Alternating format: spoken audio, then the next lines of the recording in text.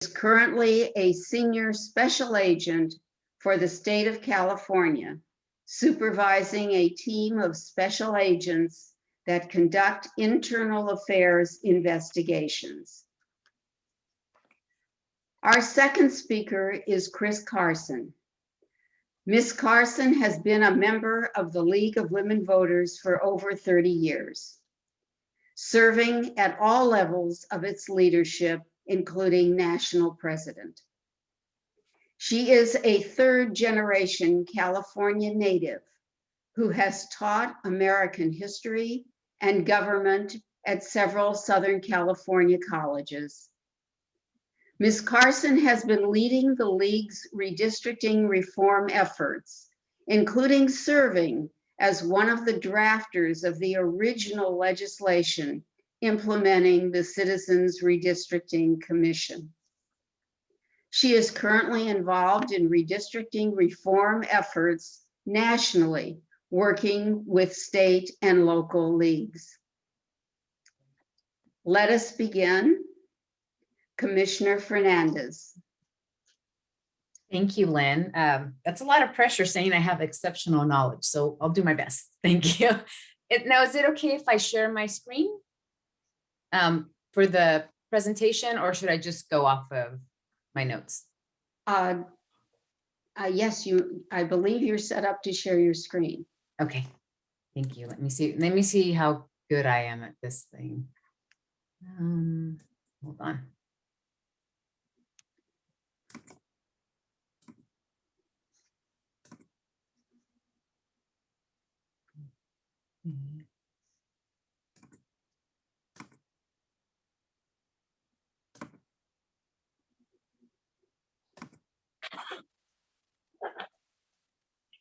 There we go. Oh, wait, I think I lost it.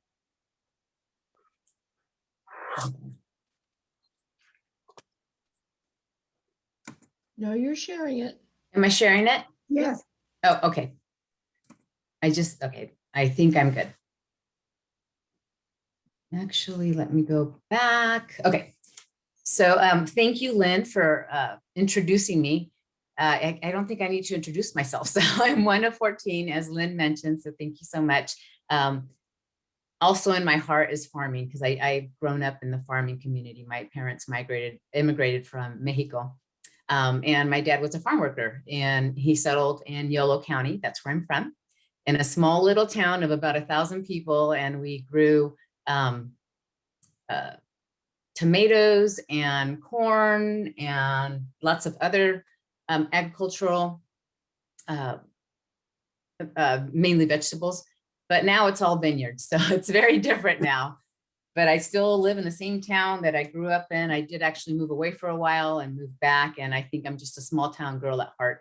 In terms of being on the commission, it was a year-long process. And I was actually very surprised to be appointed. So here I am. And I, again, thank you for welcoming me here today. So I'll just go through this presentation. I might just gloss over quite a bit. Lynn did a wonderful job of explaining what we do on the state level. And I just wanted to remind everyone, I cannot take any public input. I can answer questions as long as it's not related to how a specific district or giving me input on your feelings on a specific district, but I'm more than happy to answer questions that you may have. However, we are taking public input. If you'd like to go to our wedrawthelinesca.org, we call it a communities of interest tool that we're using to help get input from the public, as many Californians as possible. And it's really it's a very simple system where you just have to basically tell them, it can be anonymous. You don't have to tell them where you're from. You just tell them who you think you should be, what your community is, who you think you should be next to, and then you can actually draw it. It's almost like a Google Maps, and then you can submit it electronically. It's very easy, very simple. I think I might be able to teach my mom, I'm not sure, but it's pretty user-friendly. And in terms of redistricting, as I mentioned, Lynn did a great job. Again, we are, in terms of the state level, redrawing the boundaries after the census every 10 years. of our congressional seats, our state assembly and state senate, as well as our board of equalization. And I just like the little figure here because one of our commissioners actually has it as his signature block. It's pretty neat. In terms of why we redraw, Lynn again did a great job. It's just the people migrate. They migrate in California, out of California, throughout California. So every 10 years, we have to redraw the district maps. And of course, it's so that there's fair representation for all members of that district. And again, as Lynn mentioned, we want to make sure that every district is as close to this equal population as possible. And in terms of why it's important to you, the whole purpose of it was to take it out of the legislature's hands in terms of the districts, so that instead of the legislature and legislators determining who their voters were going to be, now the voters can decide who the representatives are going to be. In the past, as was mentioned earlier, redistricting has been used to exclude communities from political power. And by fully participating and monitoring the upcoming redistricting processes, more communities may have a better opportunity to elect candidates of their choice who will voice their needs and interests. And I apologize if I'm referring down because I have a lot of other notes that I want to make sure that I get that information out. Again, another thing with your voice is one of the greatest powers that people in California have is to elect their own representatives to conduct the business of their government. How the district boundaries are configured can make the difference between empowering and maximizing the voters' voices or minimizing and muting those voices. In most other states, politicians redraw districts and often end up drawing safe districts for themselves to allow them to stay in office. And fortunately, in California in 2008, the Californians voted to take that away from the legislatures. And how redistricting affects you, it's just on a higher level in terms of the power of the people. That's more of reference to the Voters First Act, which was the 2008 passage by the Californians, and it transferred the power of drawing the maps away from the legislatures, as I just mentioned, to the people. In terms of championing your issues, as individuals, you would want to select representatives that champion your issues, be it education, be it social services, be it water districts, fire districts, whatever the case may be. You would want to have someone that represents your interests. In terms of funding priorities, same issues. You want someone that will fight for you in terms of more funding, either for your schools, for your waters, for your services. And in terms of the community boundaries, it's all about drawing lines and which communities get placed together, which communities get placed next to each other. And so that's what the process is. And so right now it's the educational, we call it the educational phase, where we try to go out to speak with as many individuals and groups as we can to get them involved. We want as many Californians to participate so that they can tell us what their community looks like. And this one's just a fair representation, road to fair representation. As Lynn mentioned earlier, it starts with the census. Every 10 years, we have the census, and from that, we have the new data of population. And then we have the reapportionment, and that's a federal allocation of House seats among states. And that's done every 10 years as well. The thinking so far this year is that California may lose 1 or 2 seats. We don't know yet until that information comes out. Right now, we have 53 representatives, and we'll see if we're able to maintain that or not. And then after that, then we get to the redistricting, and that's what I mentioned earlier, drawing the new boundaries. And what we hope from all of this is a fair representation. And we've already talked about prior in terms of voters getting to choose the representatives instead of the legislatures getting to choose the voters. And this is just a quick little drawing. It kind of just shows what can happen. And we have, let me see, I'm hoping I can see this. So in the first chart on the left-hand side, we have 50 people. There's 60% are orange, 40% purple. And then we have the next 2 in the middle. That could be a result of how it's drawn fairly, where again, it'll end up with, you'll have 3 representatives for orange and 2 in purple, which is the same percentages of your 60 and 40%. And then if you go to the far right, it shows how in the past, we call it gerrymandering, that what they could have done, what the legislature could have done was redrawn it to take the power away from, in the first one, we see that it's 5 orange and 0 purple. And in the second one, we see that it's 2 orange and 3 purple. So it's not necessarily representative of the purples and the orange.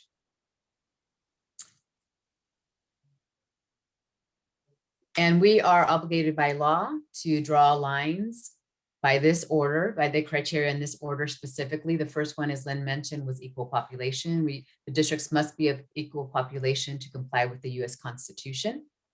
The second one is we need to comply with the Voting Rights Act to ensure that minorities have an equal opportunity to elect representatives of their choice. The third one is that districts must be drawn so that all parts of the district are connected to each other. That's contiguity. And what sometimes had happened is they would draw part of a district, then jump over a neighborhood, and then get the other side of the neighborhood was also part of the district. So in order to get away from that, each district needs to be connected. It's connected together.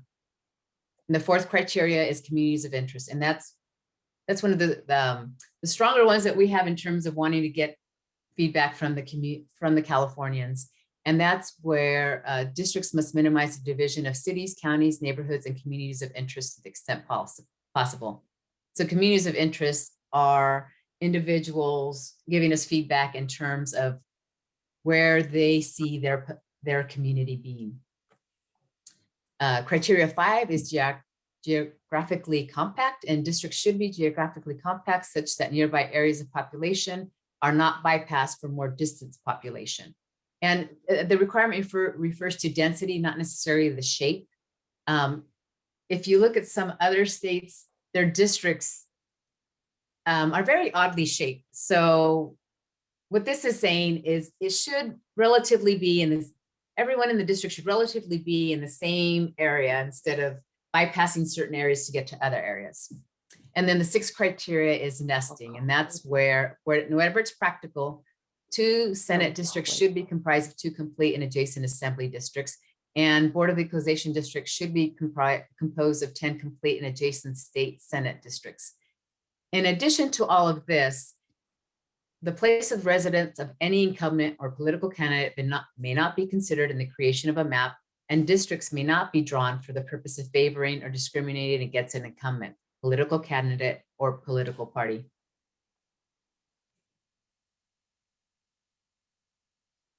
Lynn talked briefly about some of the different redistricting efforts. I talked about the state one. That's what we do, the commission, the Citizens Redistricting Commission. We do the Congressional, State Senate, State Assembly, and Board of Equalizations. You also have counties that are going through their own redistricting process. We have cities that are also going through it. Some may or some may not. School districts, as well as other redistricting efforts such as water districts, community colleges, districts, et cetera. And what we are hoping is that as many people can be involved in the state, but we also encourage everyone to be involved in all the processes because all of these different levels of redistricting affect every individual in California.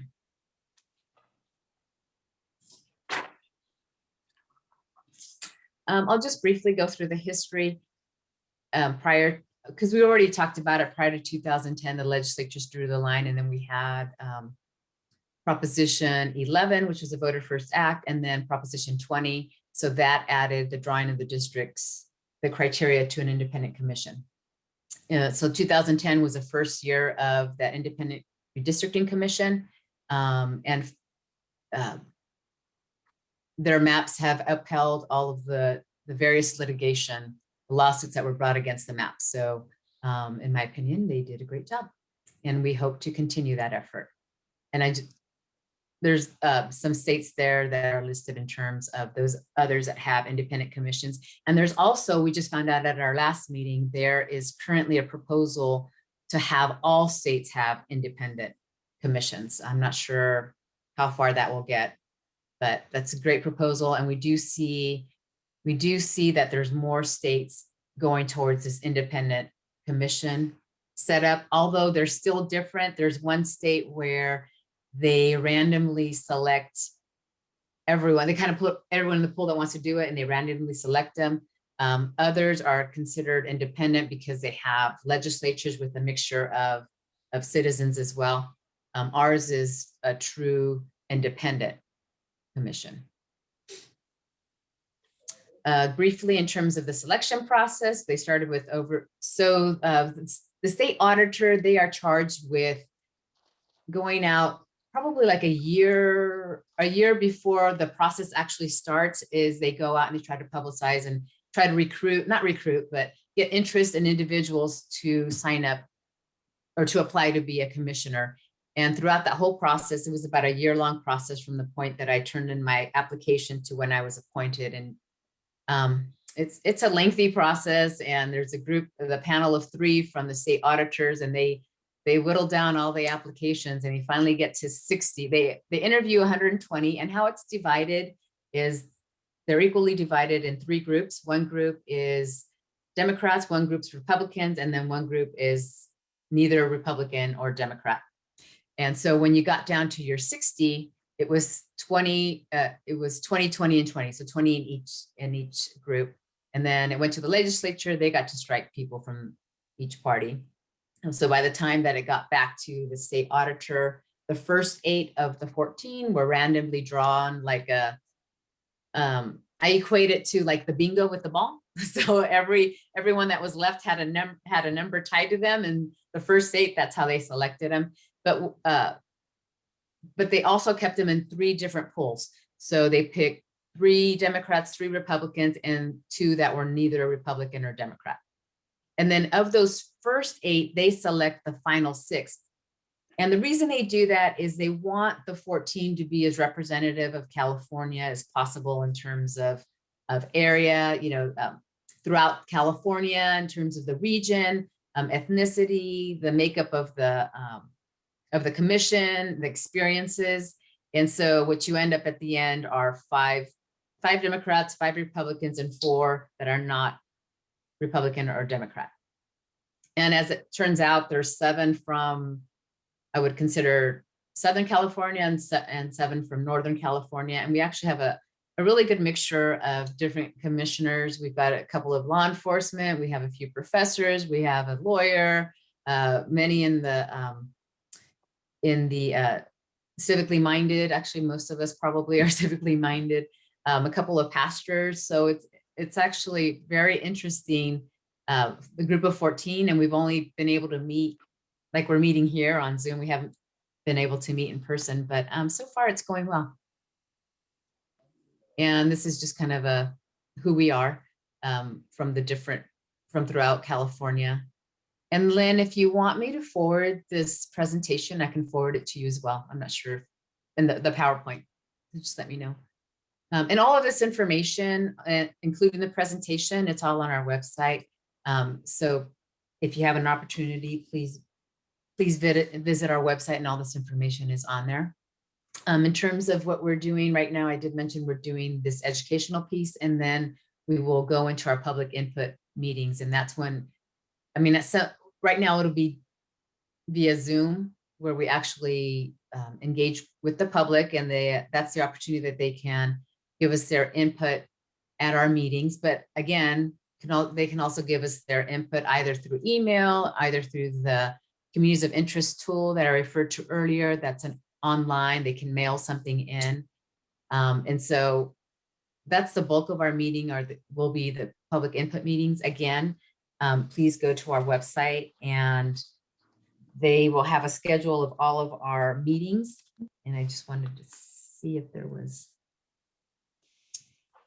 no. And okay, so again, here we go. Here's the maps, excuse me, the maps that we have for Congress. As I mentioned earlier, right now we have 53 congressional seats. We're not sure if we're going to be able to have 53, but we'll find out soon once the census releases their information.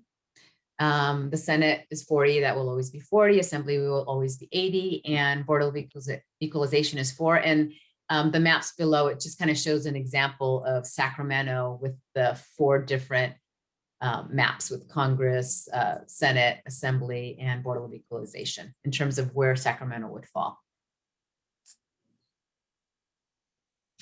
And what we did is we wanted to have the commissioners delve into their areas and their zones. So what we did is we divided California into 11 different zones. And as you see here, Zone D, that's myself and Commissioner Lamons. And if you see throughout the state, you see all the counties and the commissioners assigned. And so what we've been doing is we've been reaching out to our zones. Initially, what we started with was the census, because the census split out California in 10 zones. So we try to piggyback off all the information and of the relationships and with the community-based organizations. Because the one, I would say probably the biggest hindrance for the commission is that every 10 years we're resurrected. So we start from scratch. So we have no staff. Well, we have a couple of staff that are borrowed. And so we basically start with nothing and have to start all over again. And we normally have less than a year to do that from the time we start to when the maps are due. But this year, because the census has been delayed, we do have an extra 6 months. But still, we are in no position to develop those relationships that census has developed with the community-based organizations. And more importantly, we don't have the time to develop the relationships that the community-based organizations have developed. So we are working very diligently trying to partner with as many community-based organizations to help us with this redistricting effort. And in terms of communities of interest, I'll give you the definition in law. It's a community of interest is a concentrated population which shares common social and economic interests that should be included within a single district for purposes of its effective and fair representation. Examples include culture, areas in which the people share similar living standards, use the same transportation facilities, have similar work opportunities, or have access to the same media. People can belong to multiple communities of interest. And I think that's what sometimes people don't realize is that I mean, like me personally, I could have one community of interest. Maybe it's where I work. That's my community of interest, and maybe the surrounding area, but then also maybe where I live, or also maybe where my children go to school. And actually in your own families, you may all have different communities of interest, because I'm pretty sure my children have a different idea of what their community is than what I have. So that's why it's so important for us to go out to get this information from everyone. And we just kind of give little examples of how you can define your community. It could be geographic, it could be boundaries, it could be things you have in common. It could be through your faith base also. It could be through anything, actually. And ways to participate in the process: first, describe your community. And you can draw your map and then send your testimony directly to the commission. And I've mentioned that you can mail it in, you can email it in, you can go to drawmycacommunity.org. That's where we have our community of interest tool. And the very neat thing about that is it's in English, and it's going to be translated also in 12 other languages. And I think we have Spanish for sure. And we just had a public release, and I can't remember, we have 3 additional languages. And like I said, it's very easy to use. And like I said, it can be anonymous. You don't have to say who you are. You can send it in. And you can, and like I mentioned, you might have multiple communities of interest. Oops, I think I just got ahead of myself. That's the same information I just said. I'm not going to repeat myself on that. Oops, there we go. Oh, and this is just saying, fortunately, the legislature was thinking well in advance, thinking that the census might be delayed. Prior to this ruling, we were required, the commission is required to have its maps certified and approved by August 15th of 2021. But we don't expect to receive the census data until October. So that's going to be a bit of a problem, obviously. So with this ruling, this allowed us to delay the date in terms of when we need to turn in our maps or have them certified, which is December 15th, 2020. But actually it says that if we receive the census results after July 31st, 2021, the commission's deadline will be adjusted accordingly. So theoretically, if it's 2 months later, we could have 2 months longer to finalize our maps. But then the problem with that of going too far into the year 2022 is you run into the elections for the 2022 year. So there are a lot of moving targets that we really need to take into consideration. And so we're still working with that, still trying to, I'll go to the next page. It talks about our timeline.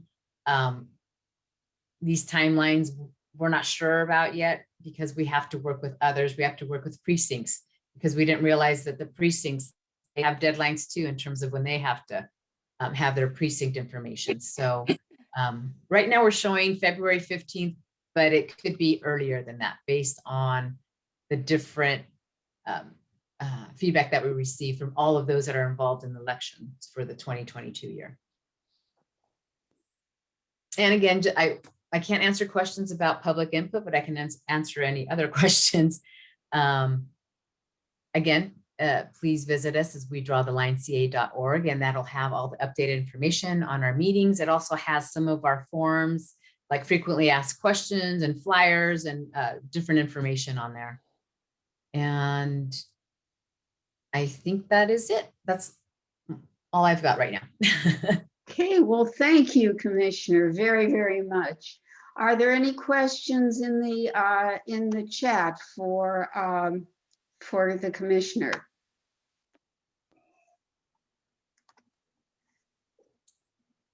Not. No.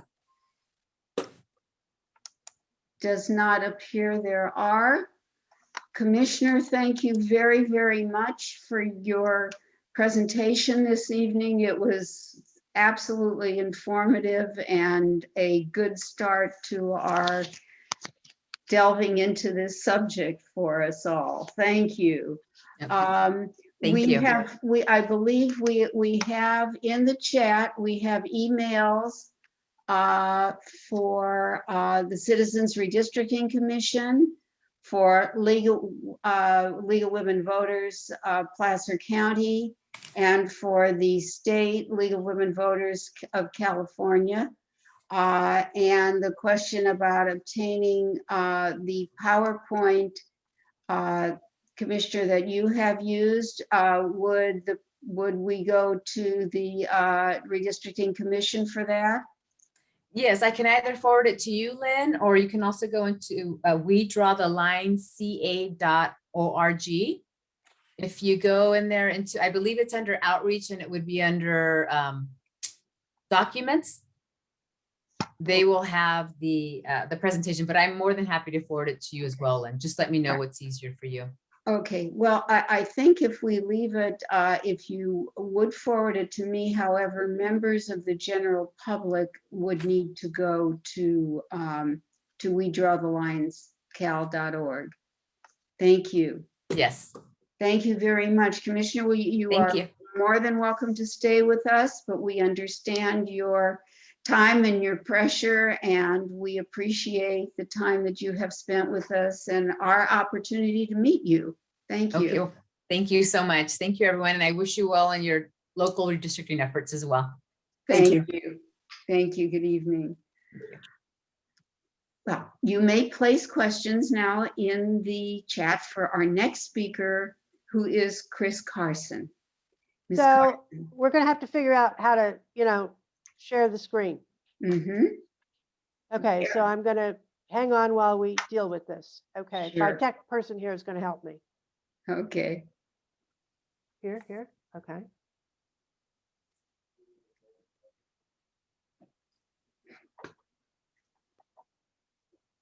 I'm doing it.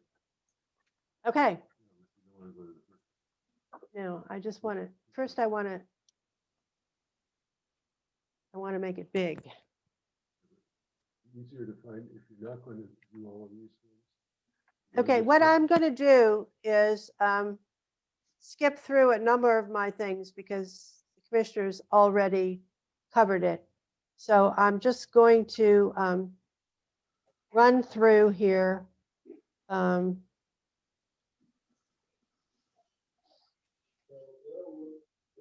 To pick up a couple of things which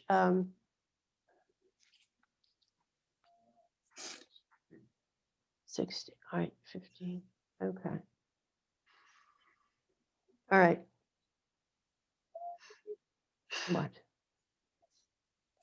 Okay, so the commissioner was talking about gerrymandering and parties, which today in California at the state level, and even at the local level, because I'll talk about that a little later, we're not concerned with. But what we do need to still think about is other kinds of splitting.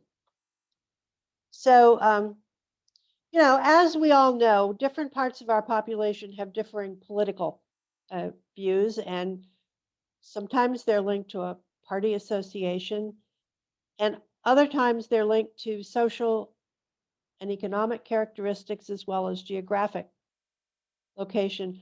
The perfect example is individuals with racial and ethnic differences. You know, they often have different viewpoints on which candidates will best represent them that are different from the populations around them. So the way you draw district maps impacts whether voters with these differences in viewpoints have the voting power to elect candidates of their choice, or at the very least influence the outcome of elections in their districts. So in this example, you've got a racial group which makes up 1/4 of the area's population.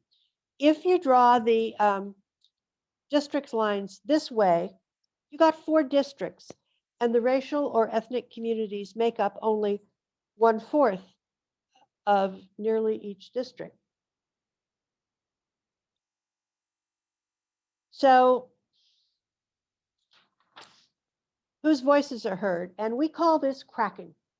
I'm sure you've heard the term. And it refers to fragmenting concentrations of minority populations among multiple districts to ensure they have no effective voice in any one district. If a community could be 60% of one district, but instead you split it to make it 20% of 4 districts, this is cracking. And the chances are, of course, that these communities aren't going to have much of a say in any elections in any of the districts. There's also a really strong possibility that none of the elected representatives in the districts will hear the needs or viewpoints of the communities of color, because they don't have to rely on the communities to be reelected, and they have less reasons to pay attention to them. The classic example here in the 2001 redistricting effort, the last one where the legislature did it, in Southern California, Koreatown was split into 5 or 6 districts. And of course, that made it impossible for any of the groups there to have absolutely any voice at all. So you've got here. But another way of dealing with minorities in a less than popular way is that you look at the districts and you pack, as we say, a minority group into one district. So that gives you 3/4 of a district, and they're going to have a significant say, and they're going to be in a much stronger position to advocate for what they're having to say. So, and this is all to say, as we've said before, that it matters who draws the lines. Elected officials, you know, they have different goals than a commission or a community member might. They're interested in getting reelected. I mean, you know, this is human nature. You think you've done a good job, you want to go on continuing to do your good job. And so, you know, and if you're termed out, then you want to see that somebody who shares your views also wants to get elected. And again, one of the classic examples was in the 2001 redistricting, where a small farming town in the Western Central Valley was added to a coastal district in order to protect the incumbent office holder from another challenger who was a threat to his reelection. And I was in the same party. He just wanted to make sure that he got reelected, and then what turned out to be his chief deputy get elected. And so that's why as we've said, in 2010, 2010, we withdrew the lines. And I'm going to whip right through here. And as Commissioner Fernandez says, you've got these you've got these grand criteria which have to be dealt with. But I like to talk about the local level. Everybody concentrates on, at least at the national level, on state redistricting. And it is very important, but it's not the only game in town. In California, we have hundreds, literally hundreds, of elected bodies. Boards of supervisors, city councils, school boards, college boards, park boards, mosquito abatement districts, hospital assessment districts, fire assessment districts, you name it, we've got it. They're all elected, they have districts, and they have an enormous amount of power, of control over what our communities are like and what happens here. And the next revolution in California, once again, California leading the nation. Last year, the league in coalition with a whole group of organizations got some new laws passed that dealt with redistricting in cities and counties. So, summed up, there are many different ways that cities and counties draw their lines. You could have there are a few independent commissions. You've got appointed advisory commissions, and no commission because the entity, the city, county, school board, college board, mosquito abatement district, draw their own lines. So there are two new laws which govern local boards, whatever they are, which have districts. And it makes them the same for all of them. For instance, all right, the basic federal thing, which is you've got to have population equality, which this time around is adjusted for incarcerated people. That means that just as at the state level now, prisoners, California residents who are in state prison have to be counted in the place where they came from. California residents who are in county jails have to be accounted for in the place where they came from. And as things have been passed around, used to be that, if you were in a county jail in Placer or Los Angeles or San Diego or whatever, that meant that's where you were from, but not necessarily now. But wherever you are in a county jail, you have to be counted in the place where you came from, which is going to make a difference. You've got to comply with the Federal Voting Rights Act. You've got to respect the geographic integrity of any local neighborhood or community of interest. You can't slice through to create new and fascinating neighborhoods. You've got to use natural and artificial boundaries by streets or by the boundaries of the county or the city or whatever. To the extent practicable, it's got to be geographically compact, and no favoring or discriminating against a political party. Now, the theory is in California, as we all know, offices at this local level are nonpartisan. But in fact, we know that everybody knows the people running are from this party or that party or the other party. And in the past, it has been possible if a city council or community college or whoever was drawing the lines, the bulk of the people could draw it to favor or disfavor a party. You can't do that anymore. So it's going to be very interesting to see how this works out at the local level.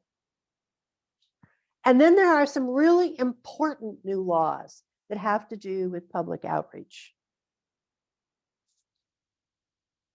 At least 4 public hearings must be held. And I'm focusing on the at least. And accessibility in all its aspects must be respected. Our league local redistricting toolkit includes the details of these rules.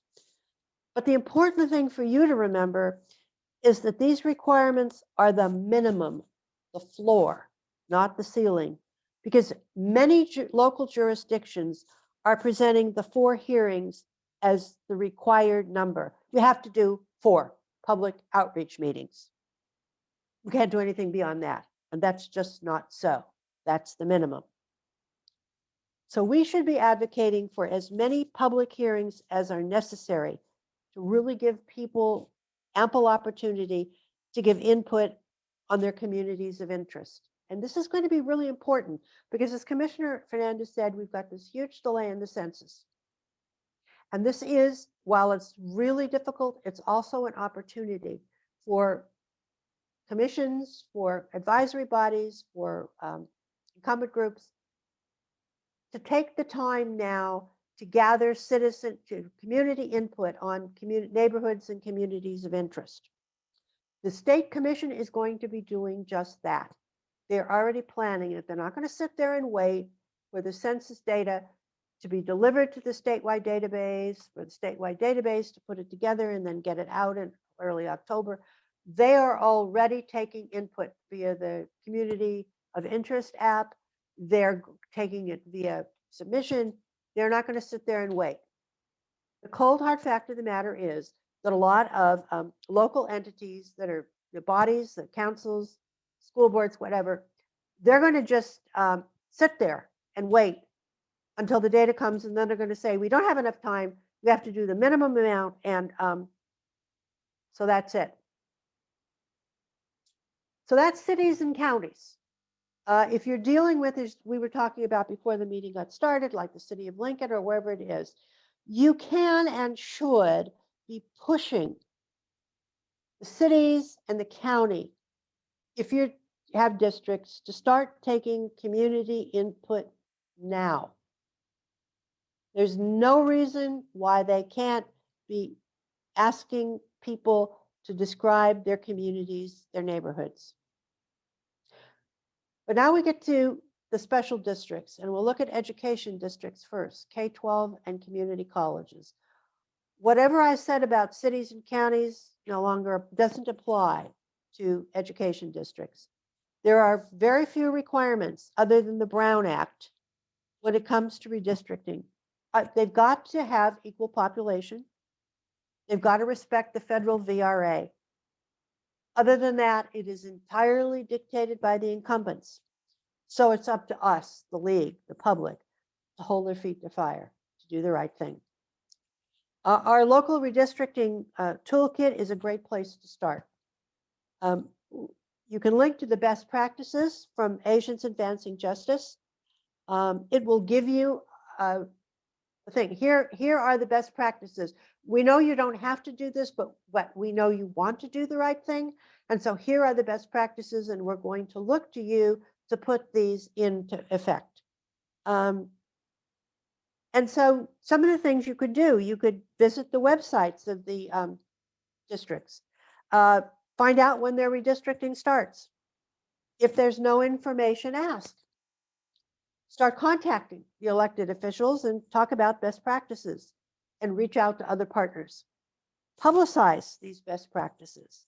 Attend the meetings, ask for a commitment to best practices, and call it out if you don't. I heard before that the community college district is really making a tremendous effort to go beyond the minimum, to do a lot more. Well, this is really great. And one of the things the league certainly could be doing is encouraging other community college districts, school boards, to be doing exactly this kind of thing. This is what we really, really need. So other special districts, as I said, water, park, transportation. And they're really, depending on where you live in California, these special districts can be more or less important. We heard some really great input from water experts to the State Commission about the needs in rural California, about clean water, how much I'm paying for my water. In urban areas, you've got brownfields. So just because these special districts don't look jazzy and interesting the way, say, like a congressional district or state legislature, or even a county or a city, depending on where you live, they are enormously important. There is a park district in Central California, which has an enormous amount of control over where parks get put. And there have been some bitter struggles over how the fact that certain areas seem to get more parks, and other areas, the parks they have don't ever get money allocated to maintain or upgrade them. When money is put out, it all goes in one direction and little, if any, in another direction. And this last election, one of the most important efforts that the leagues in that area did was to get information out to people about this park district. So, depending, as I say, where you are, do your research, because you will know what is really, really important. So where's the league in all this? What are our goals? So the big picture for us as an organization in California, we want a transparent process at every level. We are here to monitor what are the rules? Are they being followed? Are people skirting it? Are they trying to conceal from the public? Are they doing things like the public notice, which, in today's world should be on their website, is posted physically in an office, in a city council or a school board where people aren't going because we're in quarantine. There's all that kind of thing. We want transparency. And we want full public participation at every level. And their emphasis is on communities or groups that haven't been heard or represented well in the past. We want maps that are fair and reflect public input. And as much as possible, keep maps that keep communities together in districts. Again, with priority on communities who have been underrepresented. And so the thing that we all have to remember is redistricting happens at every level, state, counties, everything else. And it's all happening at the same time. Because of the delays, the pandemic and the census delays, what we thought was going to be a beautifully orchestrated process whereby the state commission would take input and they do their work in the spring and the early summer, and they'd be done by the end of the summer. And then the local districts would do it in the fall, and they'd be done by the, November, December. Well, that's all gone. It's all happening at the same time. And we want all of these redistrictings to follow best practices, to be transparent. And so it's going to be a real challenge for us as an organization and for everybody else to make it happen. So what are we doing here? From the point of view of the state league, we're going to focus on process and supporting local leagues to assist with local redistricting activities and outreach. We're not going to be commenting on or submitting maps at the state level. This state is so diverse and so complex that it is absolutely impossible for the state league to say, well, this particular draft is better than that particular draft. We're just not going there. However, local leagues may submit comments or maps from their areas if you really want to do so. I would say think long and hard about it, but it's a possibility. And all of us, the league at all levels, will be working on public education, encouraging engagement and facilitating public output. And, we need to be clear that each league has to be clear about who speaks for the league in the area. there should be an official single league voice. And lots of encouragement to everyone to give output as individuals. Now, when I say a single league voice, that doesn't mean that, the president and only the president can speak for the league. And if she's stricken with something or has to, nobody else can speak. Obviously, the Placer County League can appoint whomever they want to appoint to speak for the league if the president can't speak. But it has to be clear that there is a single statement from the League of Women Voters of Placer County. And everybody else should be encouraged to add their voices as individuals. And again, this may not be true for you, but in areas where there are multiple leagues, the leagues have to consult each other about what they're doing and when they're doing it, so that people don't step on each other's toes. So how do we go about this? Well, as you know, find allies. Use your local census outreach network. A lot of leagues are doing that. And other networks are community coalitions. The State League is working with a very broad and diverse coalition of partners. We have 22 partners right now. And if you would like help in finding partners in your community, contact us. Local leagues have already started to do this. But there may be groups in your area that aren't part of a statewide coalition, but whom you worked with in the past and would be great partners. So find allies wherever you can find them. And if you want to know who some of our state partners are, please contact the State League and we'd be happy to tell you.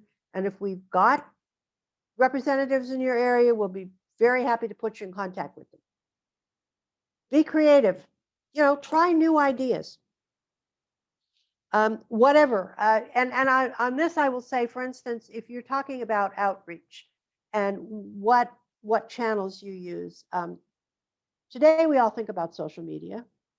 We think about the web, we think about everything, but there are what works in your community. Large areas of California, internet connectivity is iffy at best, as we all know. And people may just not be able to get the kind of connection with, YouTube and social network. For instance, there were 2 commissioners on the commission who said they heard about the application process on their local radio station. They live in areas that are very remote. Internet and phone connectivity is theoretical. And they were literally, both of them, working in their garages and heard an ad on their local radio about application for the state commission and thought, gee, I could try that. And now they're on the commission. So in Placer County, think, what are all the different ways people communicate with each other? And start using those communications channels, because it may not be what would work in Los Angeles or the Bay Area, but would be absolutely essential for Placer County. And press outreach.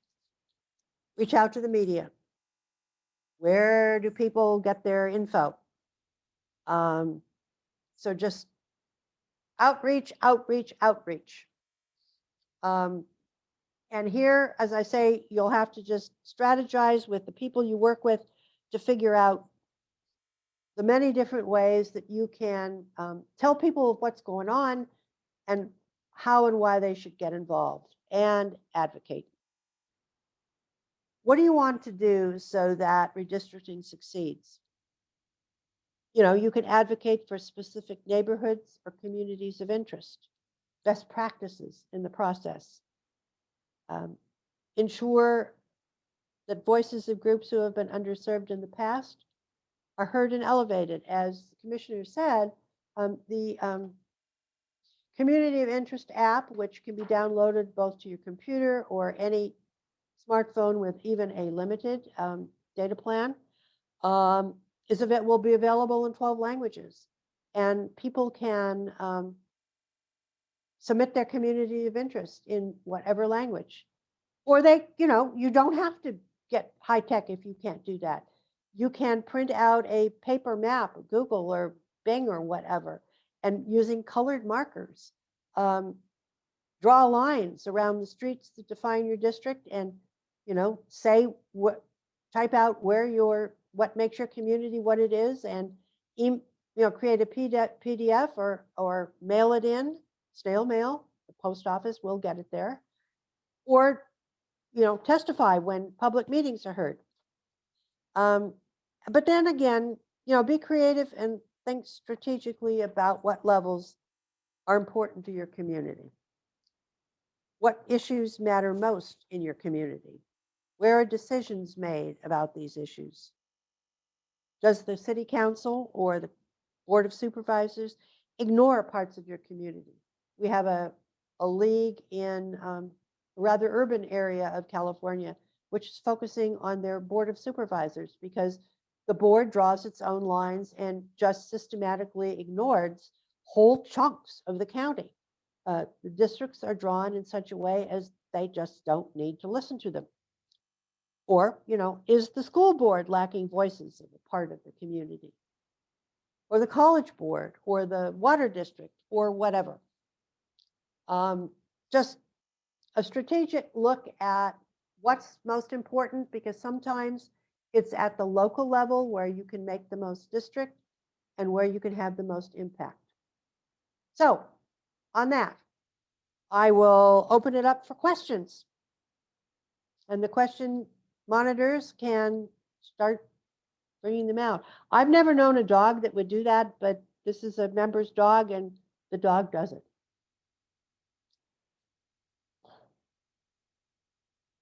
Okay.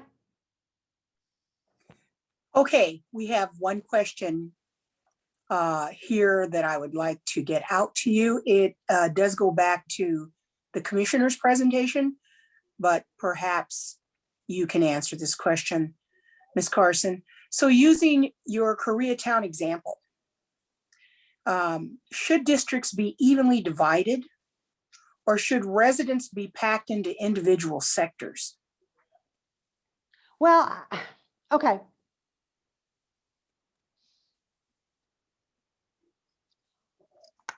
It depends on what you mean by evenly. I'm not trying to dodge this. In Koreatown, as an example, there was a clearly defined community with some obviously recognizable boundaries of people who shared not just common language and common ethnic things, but common economic and social issues. And they were evenly divided into, it looked like a nice pie. They were pushed out into, I can't remember, there's 5 or 6 other districts, so that really strong, clearly defined community was destroyed in terms of representation. In the 2010 redistricting, where you had an independent commission, the commission kept that community together. Koreatown was, to the best extent possible, was part of a district. And so it wasn't the entire district, because you've got to have equal population and everything else, but equal population and the Voting Rights Act, which clearly says that community, which was racial and ethnically cohesive, should have been kept together.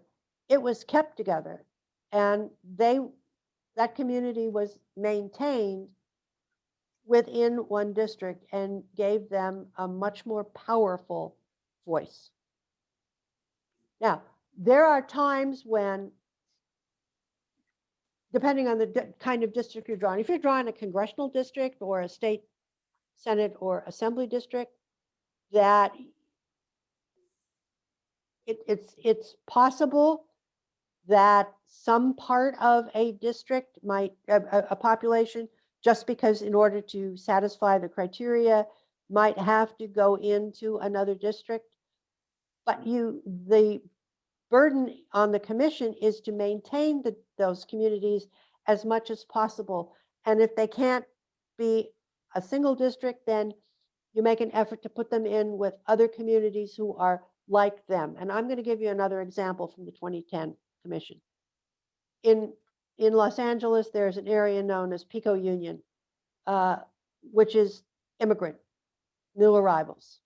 And the testimony to the commission was that we speak different languages, we are different racial and ethnic groups, but that's not what holds us together. What makes us the community is that we are new immigrants. We have, despite the fact that we speak different languages and come from different parts of the world, we have strong common needs, a representative who understands what we need as new arrivals, what our challenges, what our problems are, and we want to be kept together if you can. And they were able to do that. And so that district, which is extremely diverse in terms of language, race, and ethnicity, is I guess you would call a district that recognizes that the overriding needs of that community have to do with the fact that they are recently arrived in this country, and they need representatives who understand that. There is another question in the chat. Is geographical size a consideration in drawing districts, i.e. a large district would be more challenging to campaign in versus a smaller district? Well, the size depends upon the population. Equal population trumps everything. So, if you're drawing at the federal and state level, you're just, because of California is what it is, there are lots of people in some areas of the state, not lots of people in another. You just got to draw a district that has equal population. And so you're going to get large districts. And yeah, it's a major challenge, but there's absolutely nothing that can be done about that. The state commission's got to draw districts that are substantially equal in population. There's just no way around it. Now, at the local level, you've got, you've got to have districts that are equal in population. There, you might, well, it depends again. I'm going to use Los Angeles County. That's where I'm from. It's got 10 million people, but there's one area that has not that many people. So you've got more critters than you do humans. So you've got, when you look at the map of the districts of the county of Los Angeles, you've got this one district that's just huge. Well, that's because there aren't that many people there. And so, equal population trumps everything. And nobody, no line drawing group, no matter who they are, can fudge on equal population because they'll get sued and they'll lose. Okay, let's go to the next question. When drawing district lines, and or would it be practical to consider, quote, watershed, end quote, boundaries as sort of an overarching starting point? Has that ever been considered? Yes. The 2010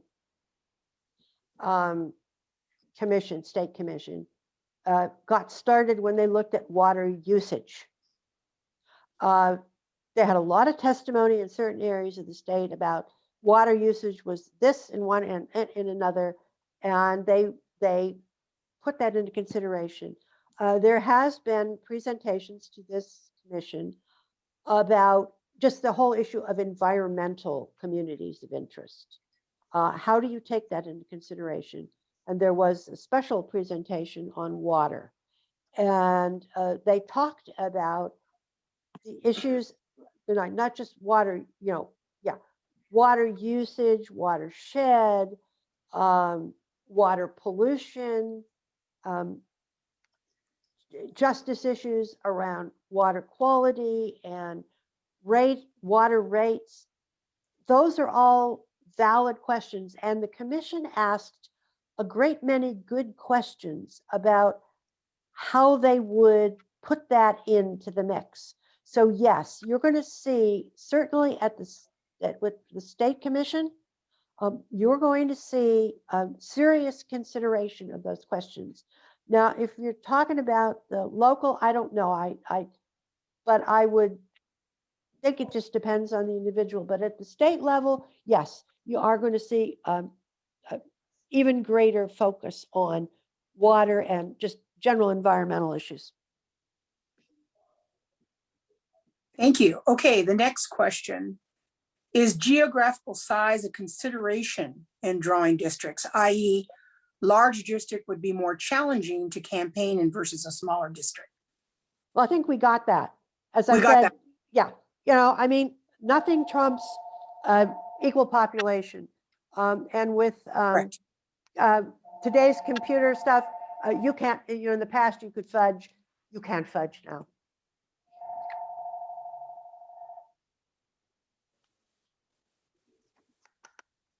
Next question.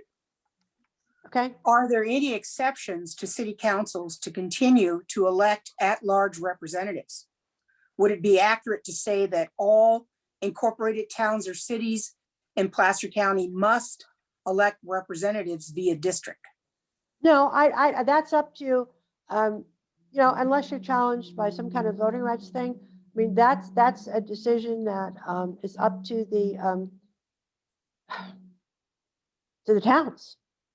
And there's so much that goes into it that no, I don't think there's no mandate to say that any particular city or county or school board or whatever it is should go to single member districts as opposed to being at large. That's just a body by body call. Okay, I have one question I haven't put in the chat yet, but because I'm monitoring here, but my question relates to whether or not most counties in California either address the redistricting process in their county charter, or do they address it in some other area of the code? Well, see, that depends. If they are a quote unquote charter county, there are some counties, generally the older ones, they're independent. They have their charter, which says who they are, what they do, what they can't do, that sort of thing. And so that's in their code. If they're not a charter county, if they're a general law, then they follow the election code for the state.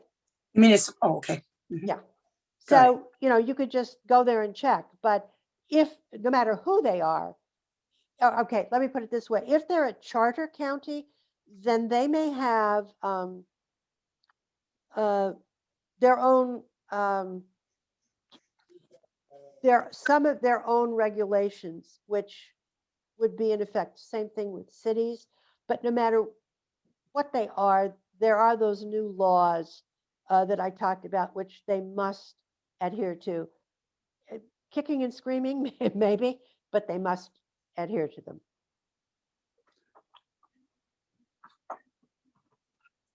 Okay, I have a link to the presentation that has been set in here.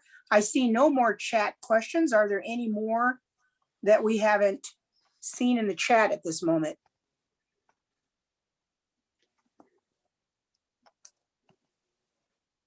Okay, Ms. Carson, that looks like the majority of questions are in the chat and have been asked.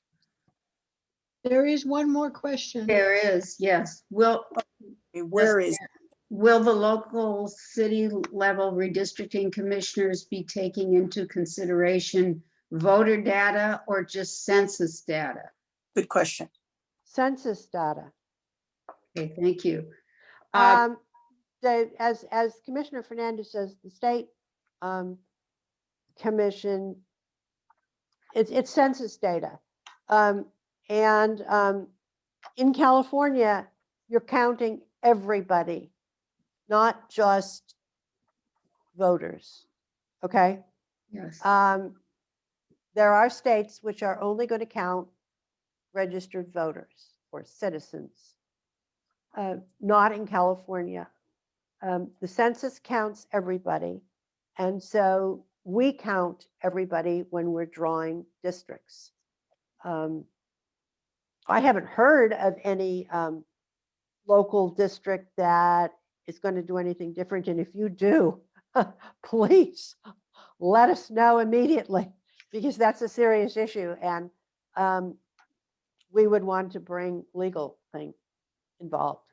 Okay. We would like to remind everyone who is a resident of Lincoln again that in the chat, there is the link to the City of Lincoln survey that is currently pending as to indicating the method for redistricting into the city council here in Lincoln.